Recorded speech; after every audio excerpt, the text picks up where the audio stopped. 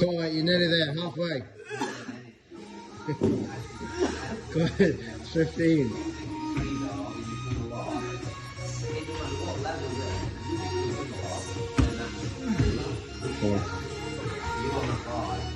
Come on, you've got this.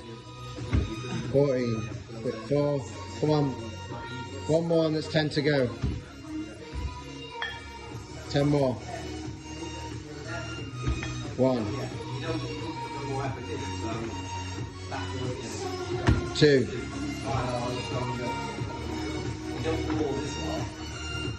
3. Come on.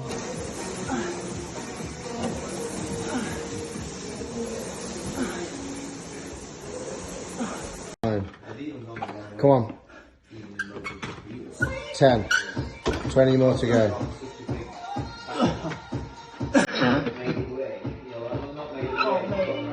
Want some big breaths. You've got this.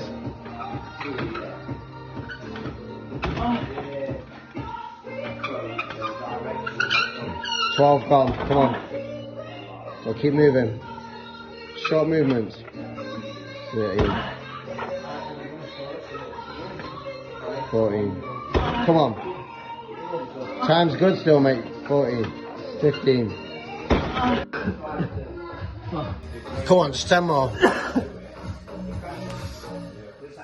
1, 2, 3, 4, 5, 6, 7, 8, 9, 10. Right, side to side.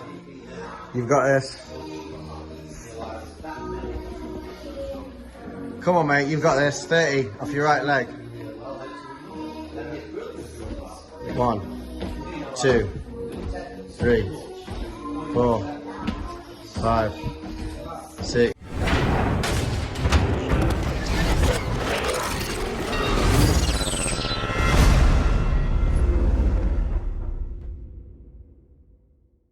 Perfect. There we go. All righty, we're in. We're in. How's it going, Jack? Good. How are you? I'm doing excellent. Just getting everything situated here. Welcome to the EricSwahnRacing.com podcast. We're back again. We're back again. This is episode number 2 for you, Jack Roach, number 2. But this is my 72nd episode. So thanks again for coming on and talking to me, getting that gear update. Yeah, So, doing go ahead. good, buddy. We're doing good. And you've been racing and riding Moto America now going on what, 4 or 5 years? Yeah. So 2019, we did BSB for 1 year, and then 2020 and 21 we did Moto America, and then next year, 2022, I'll be in England again. Oh, you're going overseas. I see. Yeah. So that's a whole new journey. You're going to be living over there full time, I imagine. Yeah, we'll be living there with one of our good friends that he helps me out racing, and he's basically our family now. And he's gonna be putting me up for that season, and then maybe I'll go around and just see a couple of my racing friends over there and stay with them. Maybe we'll see. A little bit of couch surfing.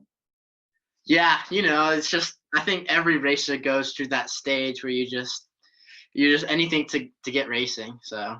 Sure, and as long as you got good friends, I mean, you got couches here and there. It might be a little lumpy at times, but you can deal with it. Yeah.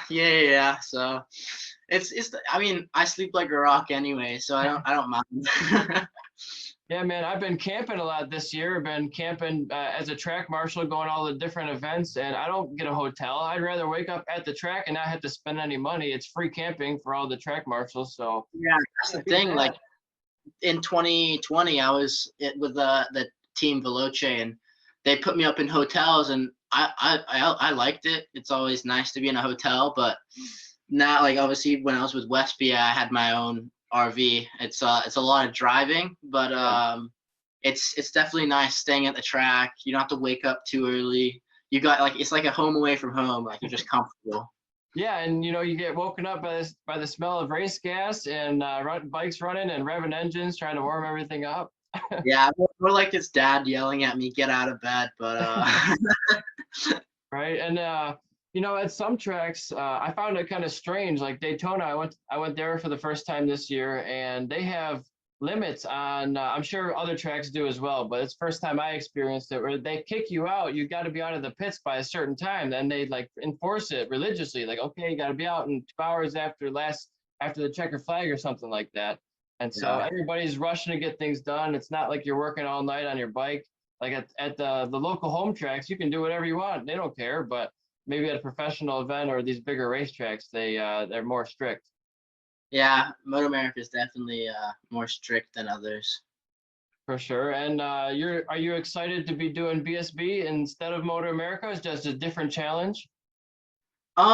Yeah, it's a different challenge. Obviously, I'll be riding for Leon Haslam's Affinity Sports Academy team, which is also like an awesome opportunity for me. All Huge those name. bikes. Yeah, so basically how I got introduced to Leon was we from Moto America at Barber. The day after we flew to England and raced the last 3 rounds, and I raced on Leon's like spare bike. So yeah, so that was how we got introduced to him, and then now like it's led to me riding for him next year. Heck yeah. So seems like you put on a good performance and proved yourself, and he wanted to help you out with riding for next year. Yeah, definitely. Yeah, he saw some. I mean, the results that I got were good. We struggled in qualifying a little bit because obviously like it's one practice of 25 minutes and then straight into qualifying. I mean, I don't want to use the excuse that I haven't been to the tracks because I hate people that use that excuse. But I think at Oulton Park, I think I qualified like 16th and then ended up P4, so it was good. And you had been to some of those tracks before, but it's just been a couple years, right? Yeah. So I mean, it was like some tracks like I remember, but like it feels like so long ago, like because I've been doing so much, like a bunch of more like tracks that I've ridden in the last 2 years, and then it felt like I haven't ridden those tracks in like 10 years. It was crazy. Now, are you looking at data? Are you watching video? How are you training for going to all these new tracks? Do you have a simulator at home? So I've got obviously Ride 4. I've got like all the basically the BSB tracks on that game, but not really. Like I can't really go over there and ride any of those tracks because I obviously live in Canada. But I think in January I'm planning to, if we can get funds together. I'm planning to go to Spain and test with the team on the 400, which will be good. So I think Leon and his dad Ron will be there. So they'll be doing like one-on-one coaching, which will be very very useful. ¿Tú hablas español? No. No Spanish. Tu cerveza grande, por favor. That's all I know. I got you. Well, I'm sure you'll pick up a lot when you go over there, and as you progress through your traveling and going through different countries and riding, I'm sure you'll pick up some of that. Yeah, I mean, I went there, back in 2019, before like the season started. I went to Cartagena, which is the track that I'm actually going to. I went there, and it literally like Spain's like so much different. Like kids there are just they literally get out of school, dad picks them up in the van, they get dressed in the van all the way to the track, they get their leathers, and then by the time they hit the track, dad's already got the bike out and they're going out and racing straight after school. So it's crazy. Very different, yeah. That's a pretty cool situation they got over there. It's I think what we need over here is to just introduce it to children and kids at a much younger age, because I just didn't think it was even possible. Like, how do I get into this? This seems cool, but I had no guidance, no pathway, and my parents didn't care for it. So I had to do everything on my own once I became old enough and could afford to do it. Yeah, definitely. I mean, I think with the Ovale and what they're doing and Euro Race and stuff like that, the guys in North America, they're really pushing it out there and it's doing super good. Like right now, I mean, I wish I started now, like, because those kids have got so much opportunities. Like that funnel system now, literally they go from the Vale Cup. Like look at Kayla Yakov, she's coming from a Vale Cup to Junior Cup, and then she'll probably be on a twin or a 600. It's a good funnel system. It's great. I like what they're doing there. Yeah, and she comes into like her first ever race weekend and podiums. It's like, oh, wow, that's you can see something there, right? Yeah. First ever race season. She podiums at Barber, which In the is rain. crazy. Yeah, in the rain. Yeah, it's I mean, in the rain, it's literally it. Yeah, the rain can do crazy stuff. You saw the Superbike race with Matthew. Everybody So crashing out, and Matthew getting probably a world record for longest slide. yeah. He did good for that. I gave him props after the race. He needs to bring a surfboard next time. Maybe, yeah. I mean, maybe, I don't know. I think that race should have been probably canceled because the conditions were like super bad. Like even on my R3, I'm spinning up down the front straight. Like when they're like, I saw Cam Peterson when coming down the front straight, he's going clicking third, fourth, and I don't think he clicked fifth, but like in all gears, he's just sliding, and he's sliding as he hits the brake, and then he's sliding again as he's getting into the turn. Like it was crazy. Yeah, that was a ton of rain. I was a track marshal that weekend at turn 14 the whole time, and I've never been that wet. I've never been that wet in my entire life, just outside the whole time. I only brought a hat for my rain gear. Yeah, you're having some fun out there. It was wild. Picking up a lot of bikes, a lot of people falling down. We had a record that I've seen at the racetrack, 66 bikes fall down in a single day. I think maybe on Saturday was a record that I've seen.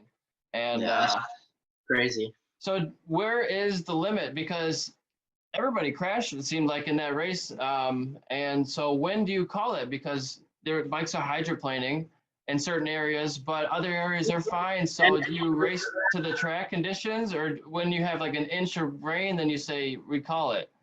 I think like in most racing like championships, I feel like I've seen races and watched races. As soon as there's standing water on the track, that's it, because there's just like standing water. There's no grip whatsoever. You might as well just be on slicks in the wet. Yeah. And I feel like they should have seen that and probably called it, because, dude, in Charlotte's Web, literally like that much of rain. Whew. Like it was crazy. Yeah, they did stop it at one point, and they were sweeping the track, trying to clear all the drains, and the drains were clogging. It just can't handle that much rain after a certain point. It just has got nowhere to go with all the drains in the world. I was like, there's no point trying to do that. That it's just gonna come back. Yeah, but what you got to do is figure out how to build like a dome over the top, so you can have any weather condition you want. You know, it might not be sunny because there's no sun on the track now, but you built like a big structure over the top to fend off all the weather. Yeah, that would be good. I've always thought about that, but that's a lot of money. Like a major pavilion or something with like, but then you got beams and poles in the way, right? Yeah, I mean, yeah, I wouldn't know how to do that. It will have to be one big canopy. Yeah. But so you're going overseas for this next year, going to Spain coming up, and you're going to be in the Junior Cup as well, the 400, 300 class. Yeah, Junior Super Sport, the Hell Junior Super Sport. So, no, it's gonna be good. There's a lot of kids in there. I think there's like 50 kids in there trying to qualify for like 30, 35 grid positions. So quite a few. It's going to be a cutthroat field. Definitely, yeah. I mean, it's nothing that I've handled it before, and it's like a big learning curve as soon as you race. Like 2019 at Silverstone, I finished like 4th, and it was good. I was in the leading pack. It was just good racing. It was my first ever like race season, like professional race season. And then literally we went to Donington Park, and it was like mixed conditions, and I finished like 20th because I just got beat up. There was kids like crashing into me, and I just didn't know what was going on. So I mean, it was a good learning curve, and it's taught me like so much, and especially like this year on the R3, like that has taught me so much, like feeling the front end, pushing the rear. So no, it's good. Every year is a learning year. Yeah, and going from Moto America using the Dunlops, what are they using over in BSB? Is that the same tire compound brand? No, the Pirellis. I think I forgot what they're called, but they're good tires. The treaded ones. They're not slicks. They're cut slicks. We only get 2 sets of tires a weekend. So. Oh wow, that's not as many as I was imagining. Usually I'm thinking 4 to 6 sets, or maybe 8 for a Superbike.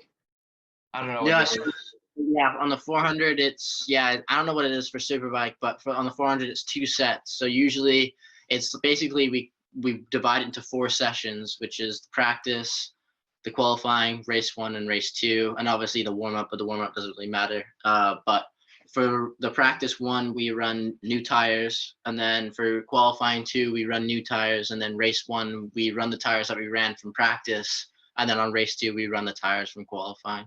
Okay, yeah, I kind of like that. I mean, for coming from someone who's poor and broke like myself, less tires is better, but you have less grip. But I mean, in a 400, you're not burning up tires as much as a 600 even.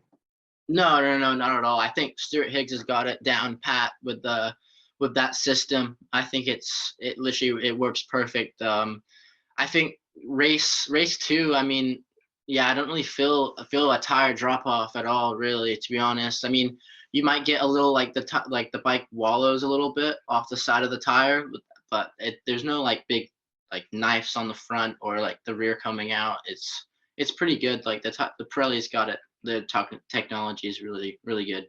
You prefer the Dunlop or the Pirelli better? Or do you just race the tire they give you? I prefer Pirelli, to be honest. I mean, I have nothing against Dunlop, but for the 400, I think Pirelli is probably the better one to go for. I think if the Junior Cup kids in America were on Pirellis, I think they'd probably go around a second faster, to be honest, because the carcass is so hard on the Dunlop. Because they don't change the carcass from the Superbike tire to the Junior Cup tire, so the tire doesn't work as much. You probably got to ride it a lot harder to get that performance out of it. Yeah, definitely. I mean, I did, like, obviously on the R3, like, you're pushing a lot, like, you use your tires a lot more than the 400s, because the 400s use their power out of the turns. But like the front tire was even more like worn than the rear in some cases for me. Okay. And Moto America is going to an 11-round series with the first round being not for points at Daytona. Are you planning on doing the Daytona round at all? I wish that would be really cool. But I think when is that? It's going to be, I think, March 10th through 12th, 2022. Yeah, I'll be at home because the BSB calendar doesn't start till April. But I'll be at home. And you're in Canada now? We're in Canada? British Columbia, so like 20 minutes south of Vancouver. Oh, out west. Sounds like a beautiful area out there. Yeah, it is. Right now, it's not the best. It's snowing, so. Pretty snowy, yeah. And you get all that from the ocean front, lake effect or ocean effect snow. Yeah, definitely snow. We're like where I am in BC. It's like we're quite high up in White Rock, so we get a lot of snow, more snow than the Lower Mainland. Are you a big skier, snowboarder, outdoorsman? I like snowboarding. I want to like get into snowboarding more. Obviously I got a bunch of friends here that go, so I think we're planning to go maybe this weekend or next weekend. But I'd love to go.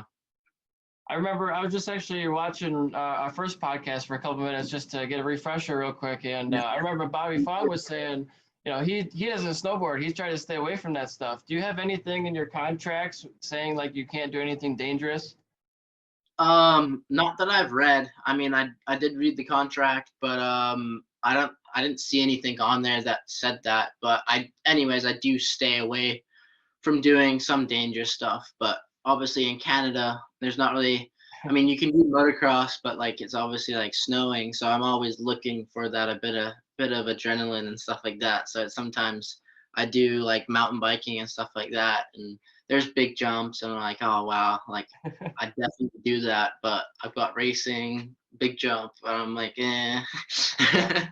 I was never a huge jumper. I mean, there's no big hills in Michigan anyways to jump off of, but it'd be cool to try it out at least. But I feel like if I get into that stuff, I don't want to do it just wearing shorts and a t-shirt. I want to be like geared up, ready for the hitting the ground, Yeah, definitely got to get prepared. If you know you're going down, then definitely get prepared. Usually I wear jeans and a shirt. There you go. At least cover up so you don't get cut up. What's that? At least you got to cover your skin so you don't get all cut up. Yeah, definitely. Yeah. Always black jeans. Matthew knows that whenever we used to go mountain biking, I always just wear a white shirt, pair of black jeans, and some Vans. Okay, very cool. I was actually thinking of getting some cycling shorts, like with a pad for your butt and a cycling shirt kit done up with my logo on it, and then all the brands. Well, not all of them, but maybe 10 or 15 or so brands that I sell. Be like an advertising thing. So that'd be kind of cool to when I go out. It's like branded ESR with some M4 exhaust on it. That'd be cool. Yeah, that would be cool. I mean, I know Brandon Pash, he's got his cycling kit, which is pretty cool. Yeah, I mean, I'd love to get a custom like cycling outfit, which would be kind of cool, but maybe in the future. Probably you could sell it for your merchandise. Maybe we'll see. You got any merchandise, shirts or hats or anything? I do. I think it's literally the same as last year's podcast. I do, but I mean, like, I just have like for like family and stuff if they want some, and people that come to the racetracks and say like, oh, hey, what's up? Like, I give them a hat or something like that. Or posters. Yeah, posters and stuff like that. It's always nice to give that out to the fans. Yeah, I even keep them on my wall. I got a couple of them over here. I got different ones from some of the Yamaha boys from back in the day. It's cool. I always had them on my wall as a kid. You couldn't even see my the paint on the wall. It just posters everywhere, kind of thing growing up. Yeah, I got Dom Doyle's poster in here. I got Heron's poster in here. Drew a little mustache on his face. There you go. Or if it's some of your rivals, maybe you could use it as a dartboard. Yeah, that is true. Maybe I should try that. Take some of your anger out. If you pass me again in turn 3, man, I'm gonna get him back. Yeah. So I see your hat. You got Arma Energy going on. Yeah, I stole this from Matthew. Yeah, me and Matthew he's got some of my stuff. I've got some of his. So. You're good. So what's been going on in your life lately? I literally just got back. Well, back like a week ago from what's it called? The NEC bike show in Birmingham from England. Yeah. Did like a kind of like a press release type of thing. Just did an interview with all like the Affinity Sports Academy, the riders, and it was good. No, I enjoyed it. Saw the boys from Kawasaki. Had a dinner with Leon. It was good. It was nice to like get just introduced to the team. Did a fitness test. Definitely died. I'll send you the video of me dying in the fitness test. It's quite funny. Maybe I'll add it in here. Maybe I'll send it to you. What kind of stuff are they doing? Is it like an all around like running, strength, endurance? So like it's at Leon's got like a farm. Basically, it's not a farm, but it's like a big place. It looks like a farm, but it's basically just a riding compound. Yeah. His dad lives on there, and Leon lives there with his kids, and he just rides. He's got planes in his hangar and stuff like that. So he's definitely set for having fun. He's got like a big training area that obviously all the boys come back and train and do the fitness test, which is good. Yeah, I mean, I really enjoyed it, definitely. And have you been doing a lot of cycling lately for your training? What have you been doing in the off season to keep fit? Right now, I mean, the weather's not the best for cycling. I've got literally a gym, like a 2-minute walk away from my house. So I've been going to the gym, running, and then obviously mountain biking, which I like. Mountain biking is one of my favorite things to do around this time of year. Are you a big snow biker or fat tire biker? No. I've definitely seen those. I'm not really interested in those, but I like the dirt jumpers. Those are pretty cool. And then just obviously the regular mountain bikes. You ever see yourself getting one of those e-bikes, those electric bikes, a pedal assist type of thing? Maybe for my dad, because he's getting old now, so he can keep up with me. No. I'd rather get some exercise in. Yeah, that's the thing. My mom just got one, so she can go further rides or so she can keep up with my dad. Well, now my dad wants one because he's like, you can keep up too easy. Yeah, definitely. I mean, I've ridden a bunch and they're super fun. I guess it's kind of nice. You can go a lot farther for the same amount of effort. But when I go out, I'm like, I want to get a workout, not just go really far. Yeah, exactly my thoughts. So, have you been watching the Formula One finale at all? Yeah, I watched that. I got up early and I watched that. I was yelling at the TV for a while. Woke up the family. So What are your it was. thoughts on track limits? There's a lot of things going on within World Superbike or MotoGP or Formula One now, where you know if you go an inch wide, you get on the green paint. In some series, you on the last lap you lost that position, and now we've got people going across a parking lot of pavement and not giving positions back. It's like, is that really Yeah. our thing? I don't know. I mean, yeah, I think in F1 mostly it's all politics, to be honest. There's little racing that goes on. But I'm definitely excited for the Netflix show to come out. But I think that move that Verstappen put on Hamilton, I mean, Hamilton did take avoiding action, but I think he definitely got an advantage off of it.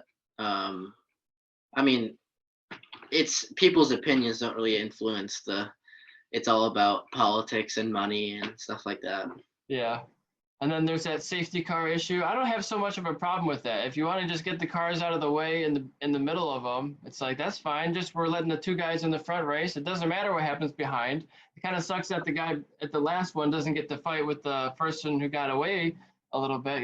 That might not be fair. But in the context of one lap left.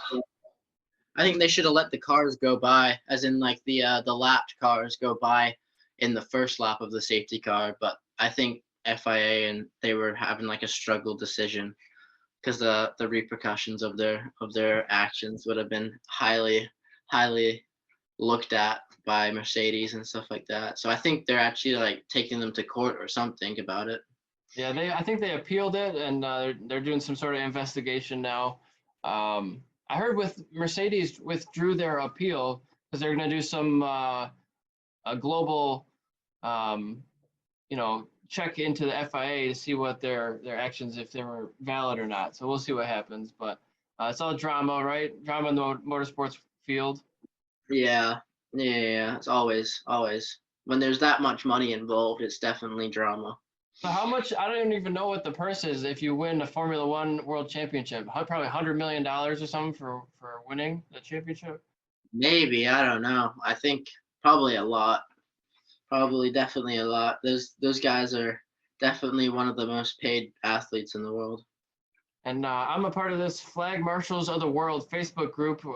Everybody posts from like Abu Dhabi, all around the world, different tracks and what they're doing with the marshals at the side of the track. And it's just cool to see. But somebody posted from that event, and they were saying we responded so fast that they were able to resume that one lap of racing. If we weren't able to respond fast enough, that last lap would have never happened.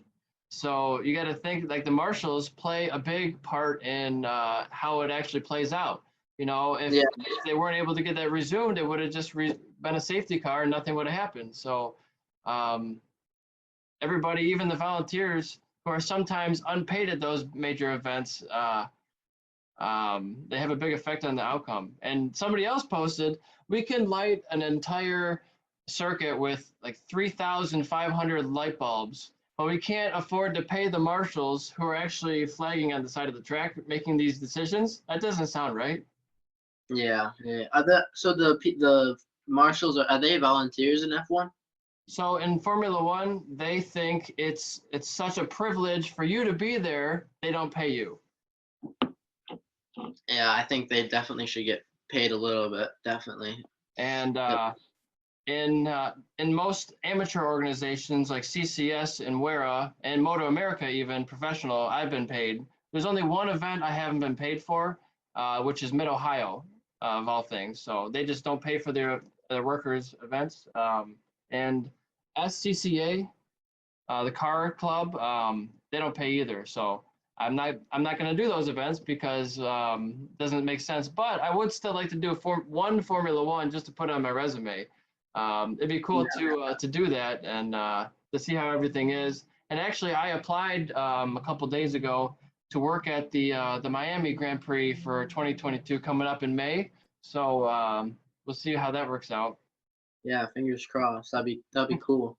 Yeah, never done a Formula. I never been to a Formula One race or worked one, so it'll be interesting to see how that is. I mean, you can't really pick up a car when it crashes like a motorcycle, so there's not a whole lot you can do. You're like, oh, we need a crane now. Yeah, definitely. Yeah, it's crazy how they've got massive, big tractors and stuff like that to haul them off, Yeah, and they do it really really quick too. It's a huge operation. Yeah, it is massive. So 2022 coming up in 2 weeks now. How many events are going to be on the BSB calendar for next year? I think we do 9 rounds. I 9 think. rounds? Yeah, I think 9 or 10 rounds. But I think the total is, I think it's 12 rounds for like obviously the superbikes. I think we don't do Cadwell and we don't do the first Brands Hatch round. Okay, I was just thinking about Campbell. That's the one with the big jump in it, right? Yeah. So they don't let us do that. I don't know why exactly, but I think it's because there's just so many kids in our class and the track is so small. I think it'd just be too dangerous. You guys got a lot of narrow, small tracks over there, right? Yeah, definitely. And they're all up and downs. There's none of them are flat except from Silverstone. So tons of elevation and some jumps even. Yeah, definitely. Yeah. That's why like people that come over from England, come over from America, and even like Spanish and Italian people when they come to BSB, they struggle so much because the tracks are just crazy. Yeah, I've never been to England. It's a very mountainous area. Yeah, it's very green actually. There's a lot of farmland. Okay, very cool. A lot of cows and pastures. A lot of cattle and farm animals, or a lot of things growing in the fields. It's mostly like livestock. There's like a lot of like sheep and just a lot of animals. Okay. I think they import most of their like food and stuff like that from different countries. Okay.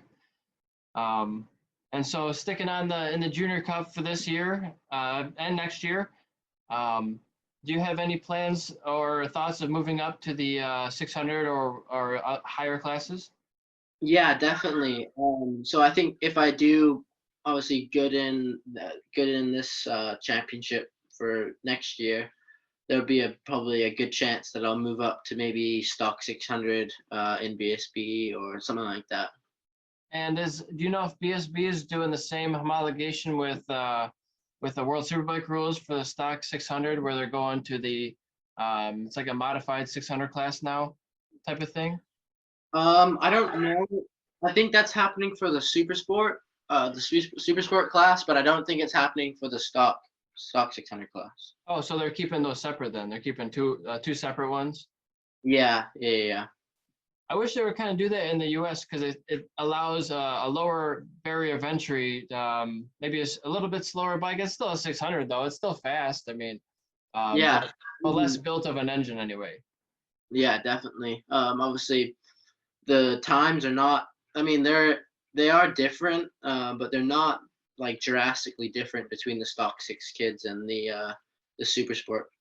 I would think maybe like 2 seconds. Depends on the track layout, obviously, but maybe 2-3 seconds a track or so.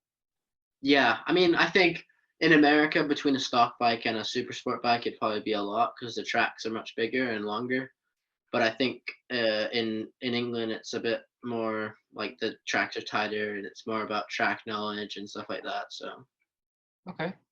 Are you planning on doing any wild card events with any other series, like whether it's amateur series in the UK or over here? I don't know, to be honest. I mean, my plan is to race obviously the junior super sport, but I think if anything pops up, if I get an offer to ride ride like I don't know, like an event or something like that in England. Maybe, maybe we'll see. Or even maybe like a world super sport type of thing, or world superbike class. Yeah, maybe. Yeah, well, definitely. You never know in racing. Everything like stuff just pops up out of the blue. So it's always just let you just keep ticking along until something pops up and then go do it. I mean, with a guy like Leon Camier, it seems like he could just do anything. Yeah, yeah. And he's still riding, or is he just coaching now? Leon, he is. I think he's planning to. I think he's going to be racing in England. I think this year. I don't know. Maybe I don't know. We'll see. I think that was his plan to do that, and then I don't know what team for, or I don't know what bike either. But he'll be riding whatever bike he'll be racing next season. He'll be riding that in Spain and testing it. So. Sure. Now with those the lightweight bikes, are you guys allowed to use those aftermarket rims, those lightweight wheels to help out with your handling, your turning ability? No, so basically, you're not allowed any electronics for the 400. So no traction control, no ABS, no wheelie control, no endo control. No, nothing. I mean, on the R3 back in obviously last season, we had like some telemetry on it and stuff like that, which was it was good. We got into the data and stuff like that, and it was good to get introduced to it. I don't think it really matters a lot on the little bikes, but it's always nice to get into it. But I think on the 400s in England, you're not allowed to have any of that. So no data loggers at all, just maybe a lap timer. Yeah, lap timer, and then obviously just the rider feedback, which is it's good. I mean, on the 400s, you don't really have to do a lot, to be honest, to go fast on them. You just have to get them in within like a range, and then once they're in that little spot, then I think you're good. Get them in the operating window, make you feel comfortable at least. How much from track to track would you say your suspension changes, even on those little bikes? Are you changing springs and stiffness settings, or compression, rebound, damping?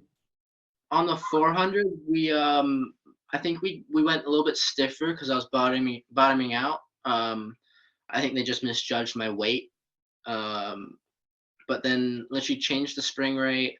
I think they did a couple clicks at Alton Park, and then literally we didn't touch the bike until the last round. We didn't touch it because I like the setup, and I think on the Dunlops, I think it matters. The setup matters a little bit more because the carcass is quite hard. But on the Pirelli, there's a lot of forgiveness with the tire. So I feel like it kind of get like the suspension it does matter, but it doesn't matter that much.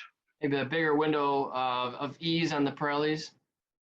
Yeah, I mean, like, so obviously I ran Olean's for the last 3 rounds of BSB, and the guy literally, like, he'd come around and be like, anything, like, you got any problems? I'm like, no, everything's good. And then he literally come back after the session. He's like, you got any problems? I'm like, no, everything's good. I think people get caught up in like, oh, the bike's not doing this, the bike's not doing that. I mean, for me, it's just like, just get on it and ride it. And you got a slipper clutch in that bike? Yeah, we do. And so even though it's a stock bike, technically it's still got, like a steering stabilizer on it. It's got steel braided brake lines, obviously the race brake fluid and brake and race oil. Everything's safety wired, body work, different grips, maybe quarter turn throttle. Yeah, quick action throttle. Those are definitely useful on the 400 because you don't really. It's basically on and off on the 400. So sure. Quick shifter. Yeah, quick shifter, exhaust, chain. It goes from the 520, I think, to the 420. So it's like a little less. Yeah, the 416. It's like a bike chain, so we gotta replace that. I think every 1 or 2 rounds, because otherwise it will snap. So. Very good. There's something else I was thinking too. Got different rear sets, clip-ons. Are you allowed a different triple clamps? No, no, That's no. probably a super bike only. Yeah, Superbike and I think Super Sport. I think. Super sport. And then what about auto blippers? That's kind of electronics. No, no auto blip. Just that's your auto Just blip. the wrist, man. Before I had that quick turn throttle, it's like a half a turn throttle, and I didn't have a quick shifter, so I'm like doing this every time. Like this Yeah, is ridiculous. My wrist is getting sore. yeah. That's when you see track day guys and you see them doing the chicken wing going down the street.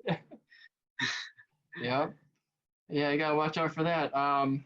Thumb brake is a I don't know if a thumb brake. That seems like it could be legal in any class.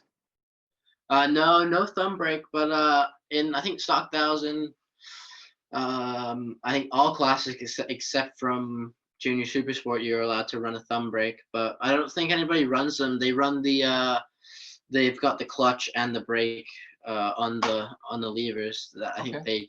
a lot of people use that. Try now, and you got a whole bunch of buttons on your dashboard. Do you have like a pit limiter button and all that? Yeah, we've got pit limiter, I think, and then we got a couple buttons. Buttons always look cool on a bike. Yeah, and I'm sure keyless ignition. All you had to do is hit that kill switch and then start it up. Yeah, it's usually like a button, and then you just start it up. Is your setup for like an endurance with a quick axles and the dump for the fuel? No, no, no, no. I think those are. Yeah, I'm pretty sure those are illegal. Okay. Um, yeah, just it's cool that all the different things you can do to a stock bike. People don't realize how many modifications you can actually make to a stock race bike. Yeah, yeah, yeah. It's literally like a bottomless pit. You can put so much money into bikes. It's crazy. Is there anything that you'd like to have allowed that isn't allowed for your class? Any little bits or pieces? Mm, not really. No, maybe like a secret little button that gives me like 5 horsepower or something like Get that. some nitrous maybe or Yeah, turbo. something like that. Kurs like the Formula One. You get Kurs or DRS.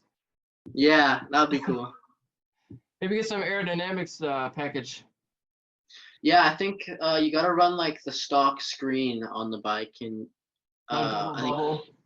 yeah, I think that'd probably be nice to run a double bubble or something like that. Get a Um, little in. are you running one of those drink tubes so you can get a little sip on your bike? No, I've never ran those.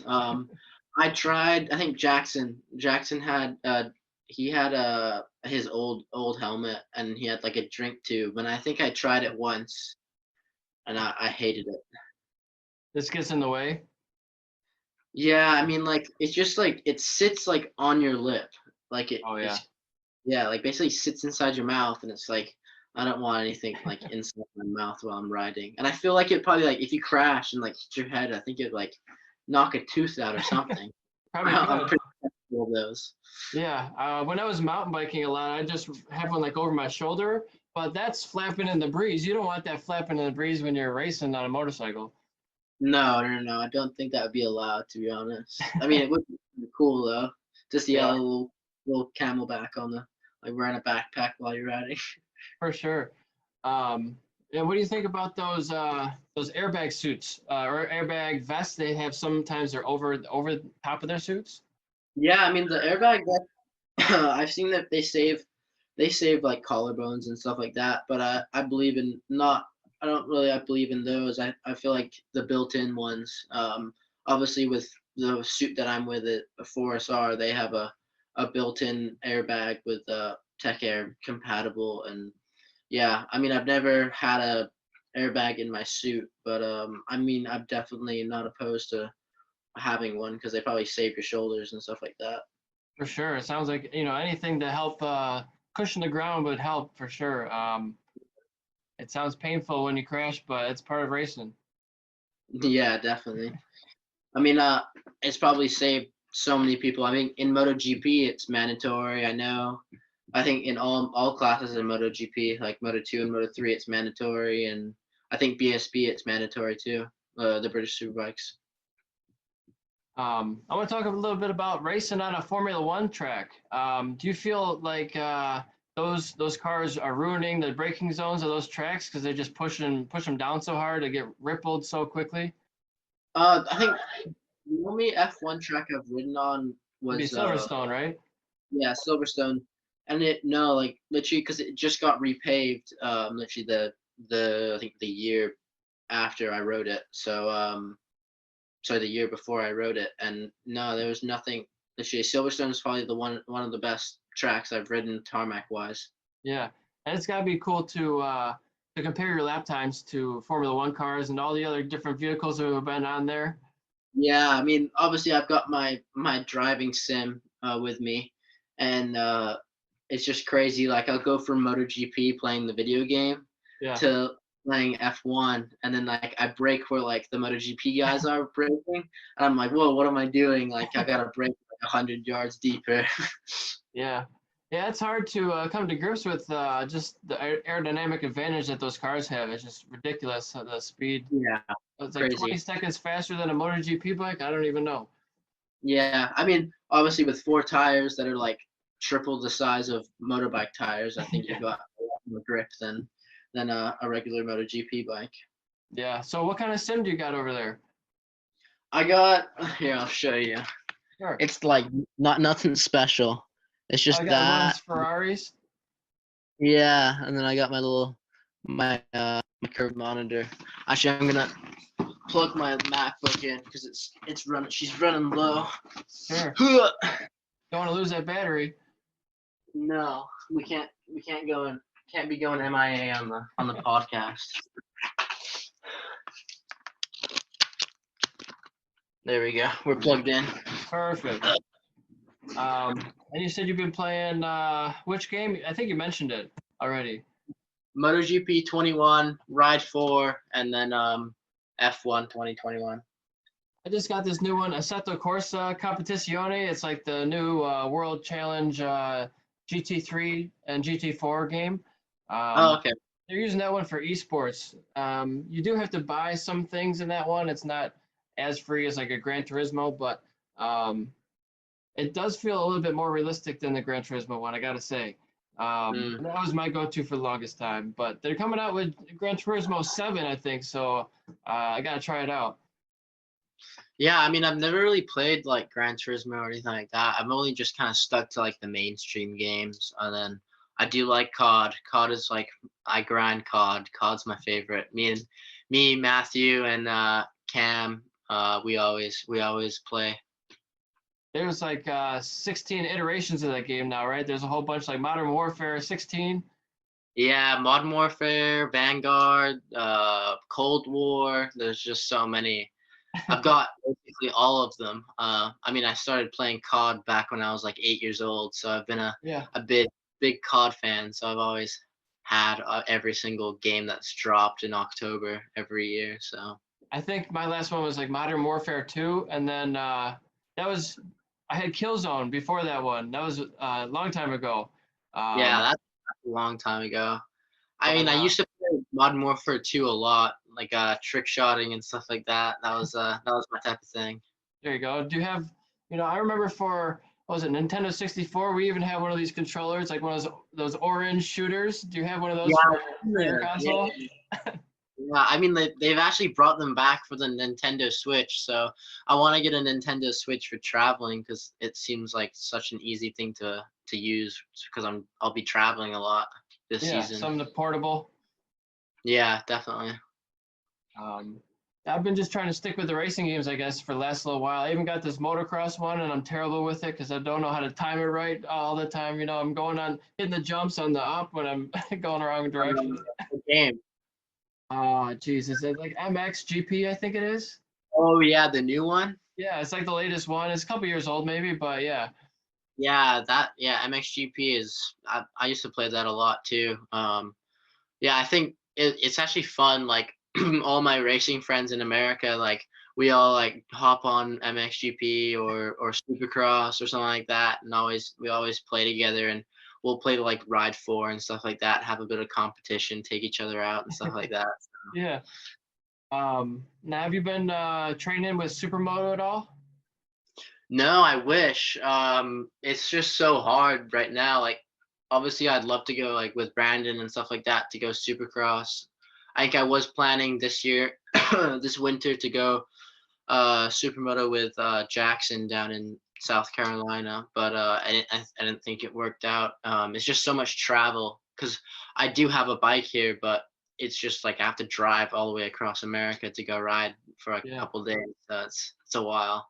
Yeah, there's actually a couple. I'm just getting into it myself at a small amount. Just I did 3 Supermoto track days this year, and just I don't have a bike, and just borrowing my friends' bikes and riding.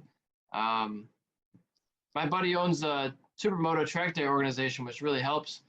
He's Oh, trying to get me into it, and they're doing mini motos a lot too. So doing 50 cc's at the local kart track.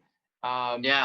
and then doing that every other week. And it's like, man, I need to get a bike. And I've talked about it on here with them a couple different times, and just trying to do racing and riding for really cheap. I think Supermoto's miles to dollar is off the charts. Um, you know, you don't go through tires. A track day is $70. Depending on where you are, you might have to travel. But for me, there's like 3 or 4 tracks within an hour, and there's one that's 2 miles from my house. Um, Yeah, that's good. so it's perfect. And this one 2 miles away has timing and scoring already. So you just got to bring a transponder, and you're all good to go. So I think I'm going to do that last weekend of December. I'm going to try out mini moto for the first time. Just rent a bike for like $80, and then track day $70. It's not too bad for a couple hours of riding a motorcycle on slick pavement and indoors. Oh, okay, that's cool. So it'll be like it's a slick, polished concrete surface. So I've been there before. I didn't ride that time, but I must have saw 15, 20 people slide out and crash, and everybody's in a full race suit. They're 2 inches from the ground or their knees on the ground already, so nobody's getting hurt. Um, Yeah, it's just having fun. just adults riding children's bikes indoors for fun, and it looks like a blast. Yeah, it does. I've seen like Instagram reels of people riding. It looks like a lot of fun. And there's all sorts of skill levels. I mean, there's like Carl Soltis. He comes out and rides at this, and he's a pro guy. And then we got people who've never rode a bike before. So it's all different levels and girlfriends and trying it out. So I think it's great. Um, and so where can people find you online? You're on Instagram? Are you a video creator? Are you on YouTube at all? No, I wish I want to start getting into it. I think I've got like a camera and stuff like that I might do like just me traveling and stuff like that. I mean, I do like obviously like Instagram and stuff like that. I always try and like keep up to date and post and stuff like that, even though it's like hard to get a lot of content. So I'm sometimes posting like a lot of like just riding clips of me that I've already like kind of showed everybody, but it's just I always like to keep up to date and post stuff. So Yeah, well, people like to see the behind the scenes. So even if it's raw, people like that stuff. That's why what I'm doing here. It's not edited. It's not polished. It's just talking. yeah, definitely. I mean, I'll probably start. I'll definitely like get a vlog going for like some of like the rounds and stuff like that. And I've got the guy that does video for me, Jamie Hollis. He does like he's like the Ian Champness of BSB type of thing. So he Yeah, does a lot of video clips, which will be kind of cool. very good. Um, yeah, I like to see those. Those are always cool to see. You ever into RC cars and RC car racing or anything like that? No, I mean I've had a couple back when I was young. They always used on Christmas I'd get one, and then within like a week they'd be like destroyed because I've crashed them too many times or something's broke on them. But I've never like got like a professional one. I know my friend Andy DeBrino, he does it, and I think he's won like a lot of like American championships and stuff like that doing it. Oh, that's cool. I didn't know that. Yeah, he's like a flat track guy too, and he rides road races. Yeah, he's like the Travis Pastrana, basically. He's like a new Travis Pastrana. A little bit of a daredevil. Yeah, literally, he's got like basically like he's got freestyle ramps in his backyard. He's got everything. Flat track. Sorry, my sister's blowing me up on text. Um, yeah, he's got like flat track in his backyard. He rides those Sunday motors and he rides ovales. Oh, actually, he drifts. He has a drift car. It's just crazy. Damn. Sounds like an interesting fellow. I know he's Yeah, from the West Coast out there. yeah, he's in Oregon. He's in Oregon. Maybe that's somebody I should talk to on here soon. Yeah, honestly, yeah, he probably do it. I mean, there is a lot of things to talk about with him. He's done so many things in his career. Very good. Yeah, I got a whole bunch of them scheduled. Actually, I got almost two a week for the next little while here. That's good. Yeah, man, you're number 72. I got Raul Herrera, number 73. He's a local guy from Michigan, amateur, I believe. Keegan Brown, number 74. I'm going to have him back on here for his second episode. Yeah. Jeff O'Barry is going to be 75. He was crewing for Nolan Lampkin for a while. He's going to be on for a second episode, and he raced with Wera. He's a coach. He's a really fast dude. He does the Supermoto stuff. He's actually got a 450 Husqvarna right now that he's racing for Supermoto East Coast. So he's a pretty fast dude. I got number 76 already scheduled with Jason Uribe. That's his second one on here. So, man, he raced World Superbike. He was on the Superbike scene for a minute. Yeah, I saw that on the Cowie, which that looked like he had some fun. It looked pretty cool, the bike and his suit from 4SR and stuff like that. Yeah. Heck yeah. Skylar Kopp, number 77. He's a CCS racer with an expert, and he'll be on for the second one. He just started out a coaching program where he's helping training riders and training people for physical endurance and strength coaching, but also for riding and racetrack advice. So he just started this company, so a big shout out to him. I got Tyler Jackson, who's a Supermoto guy, but he also road races. So I just found out about him. Skylar said I should talk to him, so I reached out to him, and he already signed up. So let me talk to him in a couple of weeks. I got Eli Block. Pretty excited about him. He's coming on. He's a Moto America racer. He's an amateur racer as well.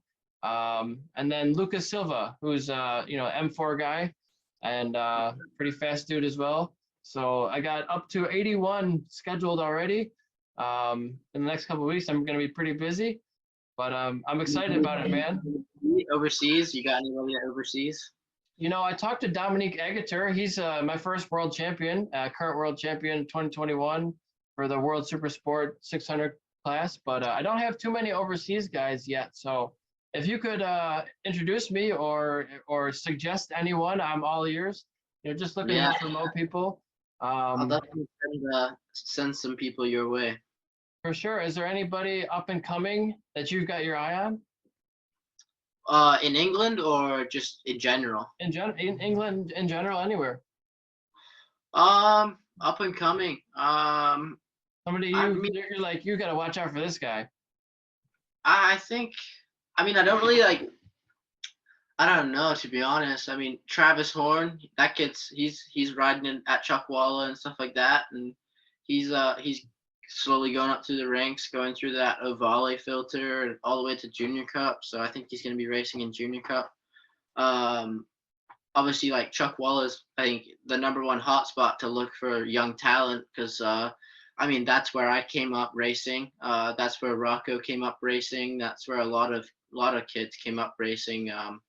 And obviously, like Chuckwalla is such a big name now in the motorsport industry. Like Keanu Reeves is riding there. Channing Tatum's riding there. I think Lewis Hamilton's ridden there. Wow, big name. Cal Crutchlow is ridden there. So yeah, I think Chuckwalla is like basically, I think probably the #1 hotspot to ride and learn and get taught by one of the basically the best coaches in the world too, Jason Pridmore with his school.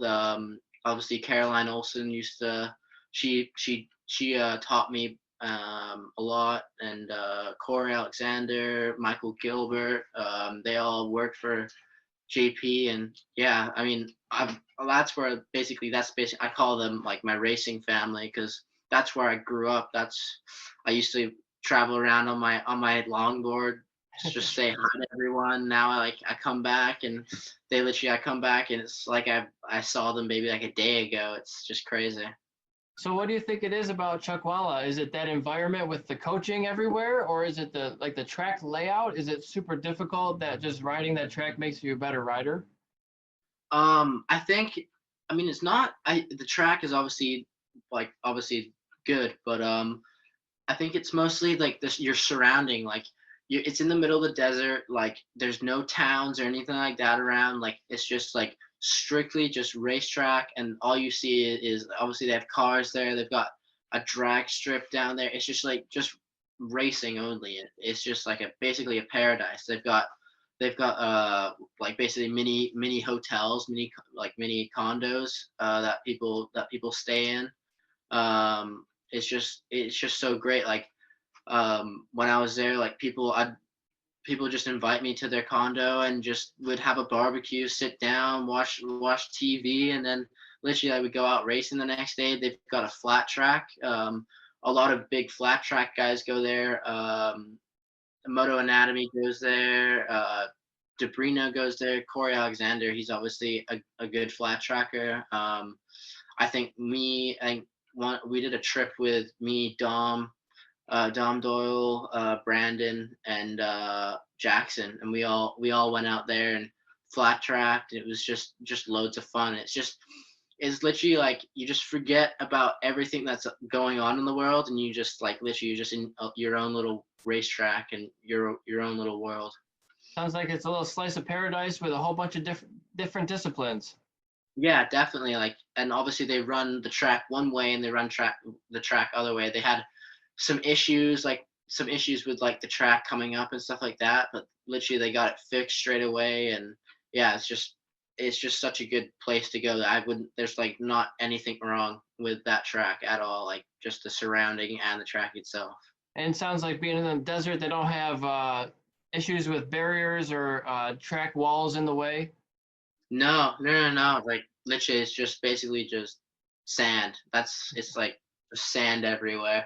They sometimes like during like they don't really ride a lot in the summer because it gets so hot, but sometimes they do, and they get like sandstorms every now and then, and like the track just gets covered with sand. So I mean, like, but that will happen like maybe like once or twice a year or something like that. But obviously Lockoff has been riding there, and yeah, it's just a great place to go ride.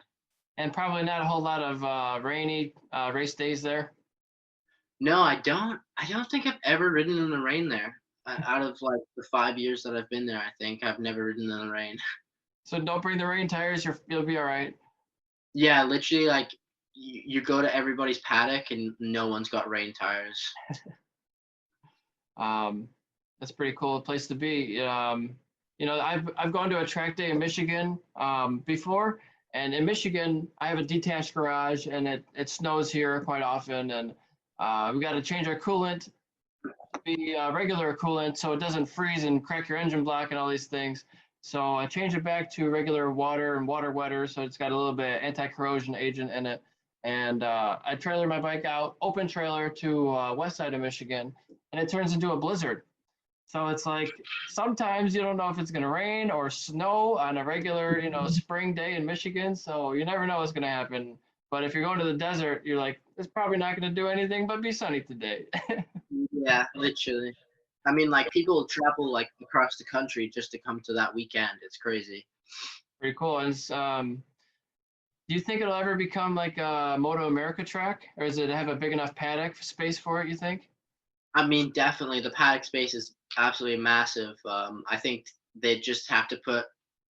I think they'd struggle with spectators. I think maybe since it's an hour away from Palm Springs, so it's not too far. But just like I think a lot of people from Palm Springs know about the track, and a lot of like people go there to race their supercars and stuff like that. So I think it would draw in a crowd, but they'd have to create stands and stuff like that, and have more washrooms, have like a bunch of more stuff. So I think it'd be a lot of money and time and organizing to go into it, but they definitely have the base setting for a good Moto America event. For sure. Sounds pretty cool.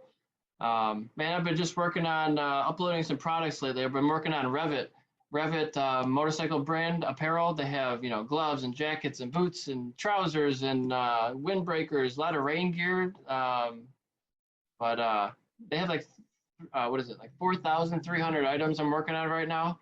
So Oh, just been doing that nonstop lately, just trying to get it all online for sale. I got a few of them online, but some of them are giving me some errors right now.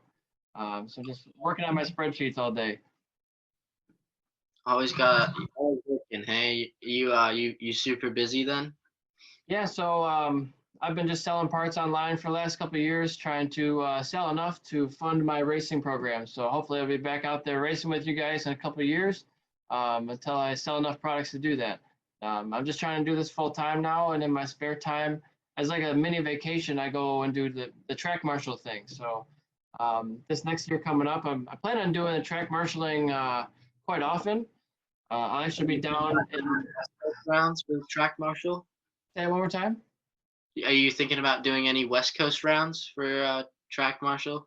It's possible, but the flight cost really kills my earnings for that usually. So I don't know. Like I looked at one actually today for Vancouver, the street circuit for Formula One coming up, and I'm like, that's probably a pretty expensive flight going out to Vancouver from Michigan.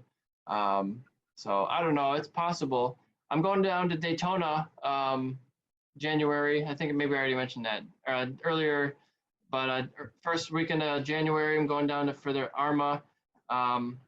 Might be back down there for the 200, but I'd like to do CCS and maybe a full season of Moto America if I can, of track marshaling. Obviously, I'd love to be riding, but I can't afford that at this moment. So in the meantime, I can still be at the track and helping out and meeting people, talking to people. So and also getting the word out that I have 35 brands for sale, and they're all or 25 of them are motorcycle related. I got about 8 car racing part brands and I think about 3 motocross and mountain bike parts. So a little bit of everything motorsports and racing related. I just have to work on listing it all on eBay and Amazon and my websites now, which is the hard part. So. Mountain bike thing, like what do you sell for mountain bike wise? I have Azonic, which is hard parts. They have a little bit of pedals. They have some rims, a little bit of parts here and there. Not a ton yet, mostly hard parts for them. And Jim O'Neill has mountain bike helmets. So I have the O'Neill brand. I just bought a SRS, I think it's SRS 10, carbon fiber motocross helmet that I'm going to use for Supermoto. And I just bought Blur goggles for myself, for my own brand. So Blur Optics makes goggles. And what's cool about this brand is they have a magnetic shield. So you can just change out your tinted shield. I have a silver chromatic or a silver reflective mirrored visor. And then you can just swap that out, put a clear on, and in 2 seconds with no bolts, no nothing. It's just a really, really strong magnet. So I have 100%, the 100% goggles with the gold reflective shield. That's great. I love it. But it takes me like 10 minutes to change out that little lens in there. And it's getting scratched, like the film is kind of coming off. So I'm like, well, if I sell it, I should probably be a billboard for what I sell. So I got an O'Neill helmet with the Blur Optics goggles and the silver tint on it. So that's going to be my new helmet and goggle combo. That's cool. Yeah, I've seen those before on like Instagram and stuff like that. They do. I'm pretty sure. Do they do stuff for like snowboarding and skiing and stuff like that too? So yeah, I mean, you could probably use those goggles for any application. They have different tints. Some of them you want like a yellow tint for the snow, I think, or for different light. If it's dark or bright. But yeah, man, I got so many products. It's just hard to list them all for sale at once. So just been working on this one brand lately and just trying to get it online. It's exciting to see everything that's available for me to sell. I've gotten into some brake lines recently with Moto. So I sell Moto brake lines, custom brake lines. But I had to just take a few of them down because they didn't have all the variant options. There's like 4 different color options you can choose. It's like ridiculous. There's 17 colors for each of them. It's it's very Crazy. customized. Yeah, it's like video games. You get to customize everything on your bike. Yeah, it's awesome to have that level of customization, but just creates a lot of work for me on the back end. So I'm actually going to be, I mentioned it to you, but I got the date wrong. It was a good thing. I was about to leave for my event yesterday, and I looked it up on the Facebook groups, and it was today. I was like, oh, well, good thing I looked it up because I would have left and been the wrong date. But Todd Thomas, a founding member of Sport Bike Track Time, has passed away. I believe due to COVID complications. So we're having a get together, the whole track family in Michigan. We're going to get together a couple miles from my house and at the bar and kind of toast to his life. So, Yeah, that's cool. Sport Bike Track Time is near and dear to my heart. I've raced with, or not raced, but I've rode with them countless times and track days, and those people have become your family. And this is one of the guys who started the whole organization. So co-founder. Do a burnout for him. I don't own a motorcycle right now, but I'll do a burnout on my bicycle for him. Gotta love it's like when I go out, I want to have a celebration of life. I don't want to have like a sad event. I want to have people doing burnouts and live music and shooting guns in the sky and not being crazy, but just celebrate my life. Don't be sad. Yeah, definitely. Yeah, celebration of life, not a funeral. That's what I think. For sure. I want a moment of chaos, not a moment of silence. Yeah, that is true. So maybe some fireworks in there. I think would be good. Yeah, I mean, I think I think my dad for his funeral, I think he wants everybody to wear blonde wigs. So it'd be kind of funny if everybody with black suits on with a blonde wig on. Does he like blondes? Is there some backstory to that? There probably is, but he's never told me. So yeah, it's kind of stinks, but I'd be happy to celebrate his life tonight and go over there and have a couple drinks for him. But yeah. So talking about COVID, and you travel internationally, is there any restrictions going on now? What do you have to do to pass the gates for all that? I think it's not too bad going to England, but it's pretty like strict coming back to Canada. But it's good that I'm a permanent resident, so it's a little bit easier. But yeah, I don't think you have to have a COVID test going to England, but you have to have a COVID test, like a PCR test, to get back into Canada. So it's not too bad. I mean, I've done it for so long now. It's just like basically just normal. Is that where they scratch your brain with a Q-tip? Yeah, so most of it, like you can get like the PCR test that you just do yourself and then send them in. I mean, it like when COVID first hit, it took like 3 days to get like the test back, but now it's literally like within 24 hours. So they've got better at it. And how was travel coming to and from the States while you were racing? Did you stay in the States most of the time, I would assume? Yeah, I stayed in the States for basically the whole season. I stayed with obviously Dom Doyle for a while. I stayed with Matthew for a while. I stayed with Josh Hayes for a while too. So a little bit of couch surfing. For sure. And you still keep in touch with Bobby Fong, the previous guest on this with you? Yeah. My sister, she flew out today to go there to Bob. Yeah, he's doing good. I don't know what his plans are for next year. I think he's pretty sure he'll be riding. So I'm excited to see what his plans are. And he's a good rider. I'd like to see him go for the Superbike title again. Yeah, I mean, he seems like he's always a title contender, top 5 guy almost every round. And I'd like to see him just make the next step to maybe be a always podium finisher. Yeah, definitely. Yeah, I think he had some technical issues this year, which was a little bit unfortunate. Every time he'd get into like a good position, he'd have something go wrong. But no, I think with the right team and the right package around him, he's definitely a good rider. He's definitely a threat. For sure. Yeah, man. It's just cool to see the progression of everything, you know, and with you yourself and how you've been riding. Talk about some of your finishes this year, maybe some top races or results that you had. Yeah, so I think for Virginia, I think that was the second round. I think we qualified third, put on the front row. I felt really good at Virginia, and then obviously I had a mechanical issue in race one, and then obviously I got taken out by another rider in race two, which kind of sucked. I think that was my best qualifying of the year, which was unfortunate. I feel like the season that on the R3 was good.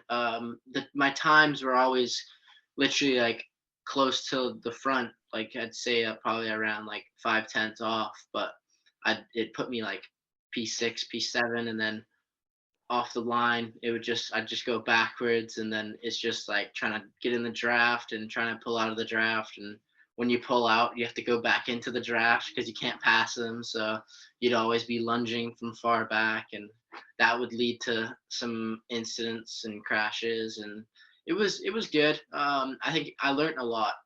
Definitely I learned a lot with pushing the front tire and stuff like that, and like just the feel on the front end, and it taught me a lot, and then I try to translate it to the 400, and it made me go faster on the 400. Being on a lightweight bike, do you ever see yourself maybe staying behind the guy in front of you just to for an advantage in a different corner? Like you could pass him maybe here, but you want to pass him in a different corner so he doesn't have the draft on you coming out of the next one? Yeah, I think that, I mean, not during the race. I think maybe on the last lap down, like like on a corner that's before a big straightaway, you probably want to be P2 or P3. You don't want to be leading. But I mean, it's racing. Like it's just like you never know what can happen. That you try your best to be in the best position, but it will never. No matter how many times you try, it will never work out the way you think it will work out. Yeah. And are there team orders typically in your organization or anything like that? No, not really. Obviously, when I was in England, I had the championship leader was helping me out a lot just in qualifying and stuff like that, just to get a fast lap in. Cameron Dawson, and then no, but other than that, there's not really any big team orders or anything like that. No radio chatter in my helmet. Just don't take your teammate out, right? Yeah, that's one thing, but always beat your teammate though. Yeah. And so you guys, you do then in certain situations work together in qualifying to get some laps in together. Yeah. So obviously in qualifying, everybody's trying to wait for a tow, so we just literally just wait for everybody to go at the pit out, and everybody would obviously try and wait behind you, and as soon as you go, everybody else will go, and then literally sometimes you'd go around the track, pretend that you're going for another lap, and then just pull into the pits and just go do a ride through, and then they'll probably, some of them, I think at Alton Park, they followed us in behind us, so we just pulled over and just let them all by at the end of the pit lane and just went out again. And there's a lot of strategy in qualifying, it seems like, especially for the lightweight bikes. Do you find it to be dangerous when people are like trying to wait behind other riders or like pull it off, and there's a whole bunch of traffic? Yeah, definitely. They're trying to obviously reduce that. I think it was a funny story when literally we got to the first ever, like obviously the first round that I did in England out of the three, and we got pulled in for a riders meeting for that exact reason. And obviously I wasn't there, but I was obviously getting talked to by Stuart about how etiquette should be and stuff like that, which I understand completely, but it was a bit funny because literally on the Friday morning before practice, we got pulled in, and I'm like, I didn't do anything. I wasn't here. Yeah, for sure. Now there is a solution to fix that. You could just do a 1 lap, one and done qualifying, like the E pole, right? Moto E, they do that. Yeah, definitely. Yeah, I don't know how that would work though, because it's a lot of riders. There's 50 riders, so 50 riders doing 1 lap each would take a long time, and it's only a 25-minute session, so it's impossible. Or like with mountain bike racing time trials, they do every 30 seconds. I think a new rider goes off every 30 or maybe 20 seconds, might be shorter. Yeah, so that's what they did. Kind of, they sent us off in waves.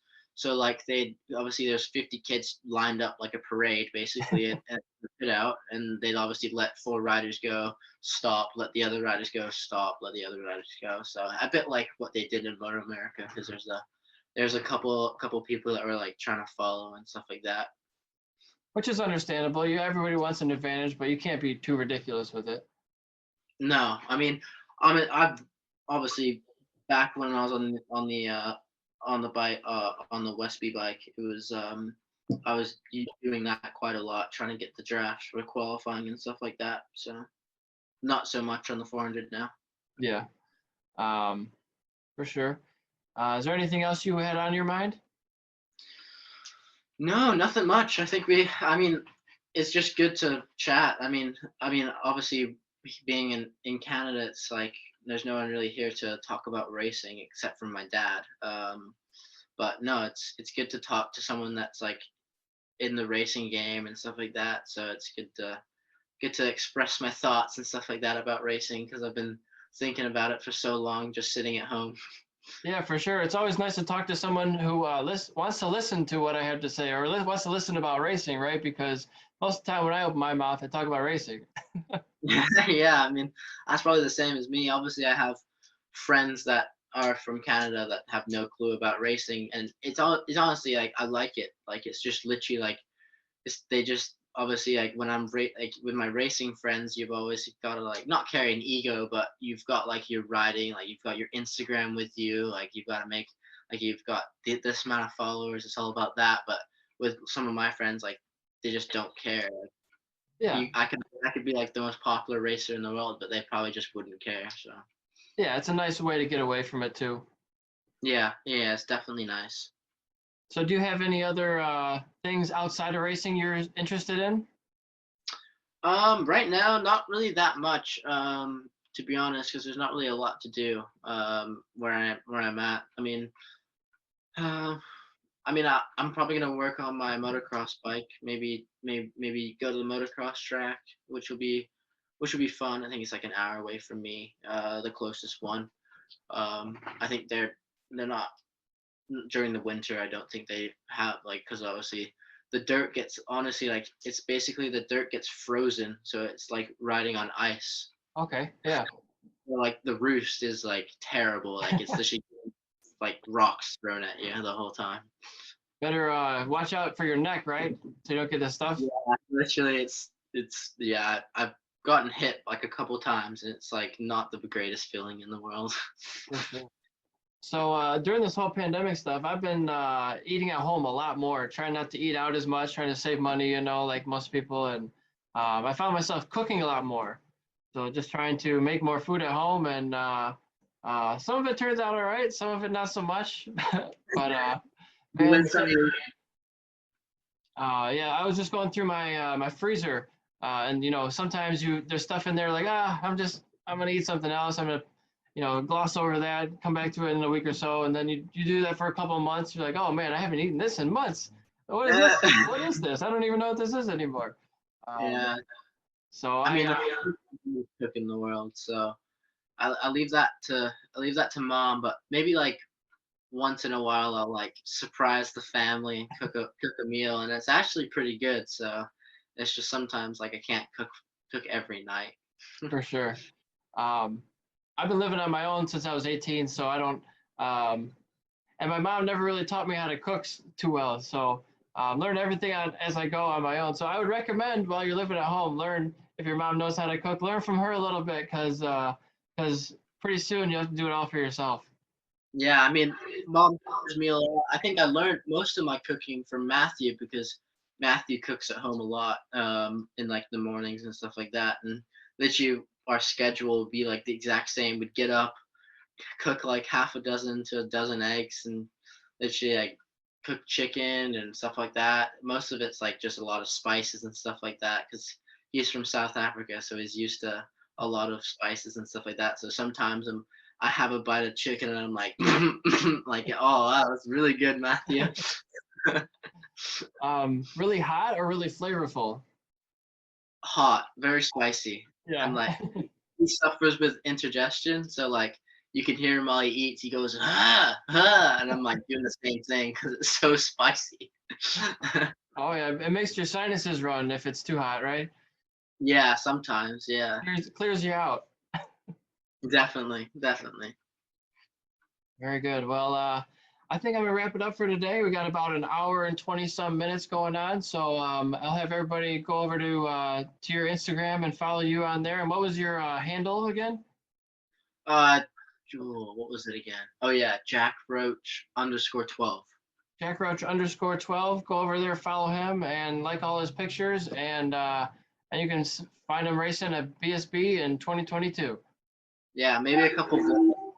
We'll throw up a couple vlogs, maybe. Heck yeah. Well, we'll all be watching, man. Alrighty, thank you. Thank you. Good luck, and I'll post this real soon. All right. Have a good one.